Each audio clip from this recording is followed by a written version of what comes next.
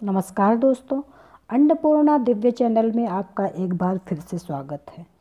यदि किसी के जीवन में कोई भी ग्रह अशांत हो जाए तो व्यक्ति के जीवन में कष्टों तथा परेशानियों का आना शुरू हो जाता है। प्रतिदिन कोई ना कोई समस्या लगी ही रहती है। दोस्तों, पिछले वीडियो में हमने आपको शनि के दोषों को दूर करने के उपाय के बारे में बताया था कि यदि शनिदेव का प्रकोप किसी व्यक्ति के जीवन में चल रहा है तो कैसे उसका निवारण किया जाए। शनिदेव को न्यायप्रिय देवता कहा जाता है। यदि वे रुष्ट हो गए तो जीवन में परेशानियां बढ़ जाती हैं। शनिदेव को प्रसन्न करने के लिए 7 शनिवार की पूजा एवं व्रत करने से शनिदेव प्रसन्न हो जाते हैं।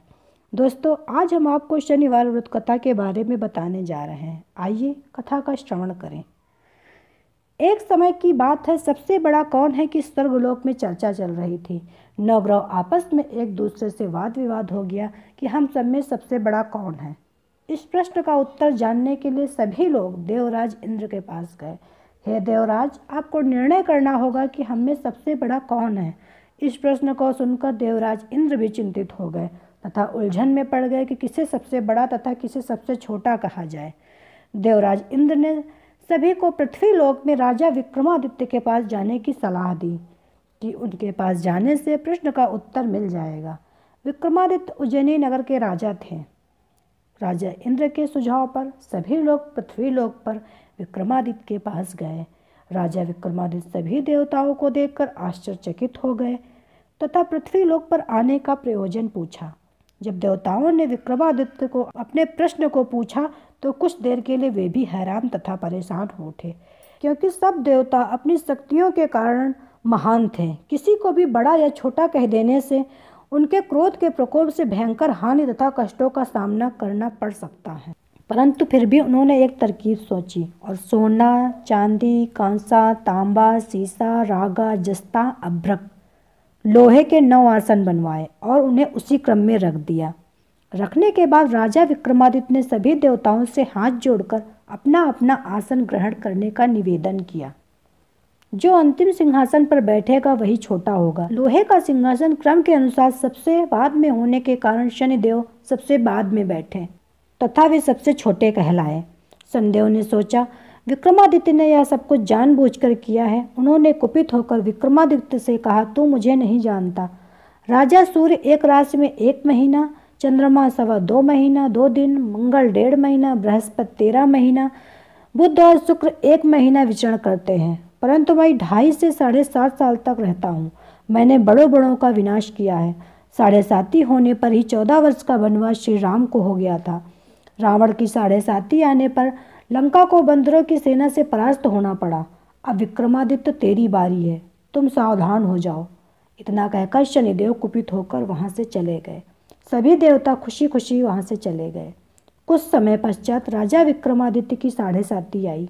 भगवान शनिदेव घोड़ों के सौदागर के रूप में आए। उनके पास बहुत बढ़िया घोड़े थे। विक्रमादित्य ने अपने अश्वपाल को अच्छे से अच्छा घोड़ा खरीदने की आज्ञा दी। अश्वपाल ने कई अच्छे घोड़े खरीदे तथा सबसे अच्छे घोड़े को राजा को सवारी के लिए दिया। राजा विक्रमादित्य जैसे ही घोड़े पर सवारी करने के लिए बैठे, वह घोड़ा हवा के वेग में बहुत तेजी से भीषण वन की ओर भागा तथा वन में पहुँचते ही अंतर्धान हो गया। राजा अपने नगर को लौटने के लिए रास्ता नहीं मिल रहा था। वह जंगल में भटक गया।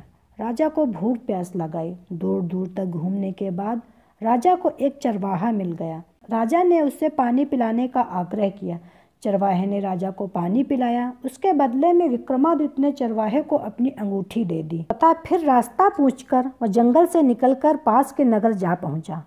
एक सेठ की दुकान पर बैठकर कुछ देर आराम किया तथा राजा ने बताया कि मैं उज्जैनी नगर का राजा विक्रमादित्य हूँ। राजा की दुकान में बैठने से उस दिन सेठ जी की बहुत बिक्री हुई। अन्य दिनों से अधिक बिक्री होने के कारण सेठ ने राजा को भाग्यशाली समझकर अपने घर भोजन के लिए ले गया। सेठ के घर में खूंटी पर एक हार लटका था। भोजन उपरांत सेठ राजा को छोड़कर कुछ देर के लिए बाहर चले गए। उसके जाते ही राजा के देखते देखते उस हार को खूंटी ने निगल लिया। राजा आश्चर्यचकित रह गया। जब सेठ वापस आए तो देखा खूंटी से हार गायब है। उस कमरे में राजा विक्रमादित्य के अलावा दूसरा और कोई न था।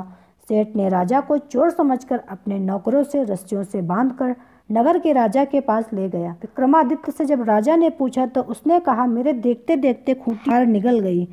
पर राजा ने क्रोधित होकर विक्रमादित्य को चोरी करने के अपराध में हाथ पांव काटने का आदेश दिया तथा उसके हाथ पांव काटकर उसे नगर की सड़क पर छोड़ दिया गया। कुछ दिन बाद एक तेली को उस पर दया आई तथा वह उसे उठाकर अपने घर ले आया तथा अपने कोल्हू पर बैठा दिया। राजा आवाज़ देकर बैलों को हाँकता। इस तरह तेली का बैल चलता रहा और राजा को भोजन पानी मिलता रहा। शनि के प्रकोप की 7.5 पूरी होने पर वर्षा ऋतु प्रारंभ हुई। राजा विक्रमादित्य एक रोज रात में मेघ मल्हार गा रहा था तथा उस नगर के राजा की लड़की उस तेली के घर के पास से गुजरी और राजा विक्रमादित्य के मेघ मल्हार से बहुत मोहित हो गई और घर आकर माता पिता से कहने लगी, मुझे उससे शादी करनी है। वह अपंग है, यह जानबूझकर भी उसके माता पिता हैरान रह गए और उसकी माँ ने अपनी पुत्री मोहिनी को बहुत समझाया पर वह जिद पर अड़ गई। उसके पिता ने कहा, बहुत सुंदर सुंदर देश विदेश के राजकुमार से तेरी शादी करेंगे, तू जानबूझकर क्यों उस अपंग से शादी करके अपने पाँव पर कुल्हाड़ी मार रही हो।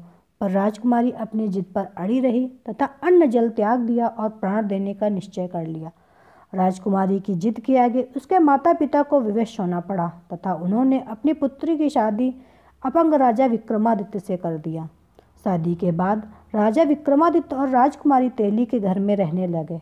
उसी रात शनिदेव ने स्वप्न में राजा विक्रमादित्य से कहा, देख लिया तुमने मेरे प्रकोप को, ये मेरे अपमान का दंड था। राजा विक्रमादित्य ने शनिदेव से अपने द्वारा किए गए अपराध की क्षमा मांगी तथा भगवान से राजा विक्रमादित्य ने हाथ जोड़कर प्रार्थना किया कि जैसे आपने मुझे दुख दिया और किसी को मत देना। शनिदेव बात सुनकर कहा, मैं तुम्हारी प्रार्थना स्वीकार करता हूँ। जो स्त्री पुरुष शनिवार के दिन मेरी पूजा तथा व्रत करेगा और मेरी कथा सुनेगा उस पर मेरी कृपा हमेशा बनी रहेगी। इतना कहकर भगवान शनिदेव अंतर्ध्यान हो गए तथा सुबह जब विक्रमादित्य की नींद खुली तो उसने अपने हाथ पैर देखे तथा खुश होकर राजकुमारी को पूरी बात बताई कि शनिदेव के प्रकोप से यह सब घटना मेरे साथ घटी। अब शनिदेव का प्रकोप समाप्त हुआ। राजा विक्रमादित्य और राजकुमारी की खुशी का ठिकाना न रहा और विक्रमादित्य ने राजकुमारी को बताया कि वह उज्जैनी नगर के राजा हैं। सेठ को जब पता चला तो वह तेली के घर पहुंचकर राजा विक्रमादित्य से क्षमा मांगी। राजा ने कहा, इसमें तुम्हारी कोई गलती न थी, यह तो शनिदेव का प्रकोप था और सेठ को राजा विक्रमादित्य ने क्षमा कर दिया। राजा विक्रमादित्य राजकुमारी के साथ उज्जैनी नगर पहुँचे। नगर निवासियों ने बड़े हर्ष के साथ राजा रानी का स्वागत किया। उसके बाद राजा विक्रमादित्य ने पूरे नगर में शनिदेव की महिमा बताई कि शनिदेव सब देवों में सर्वश्रेष्ठ हैं। सभी लोग शनिवार के दिन व्रत पूजन तथा व्रत कथा अवश्य सुने।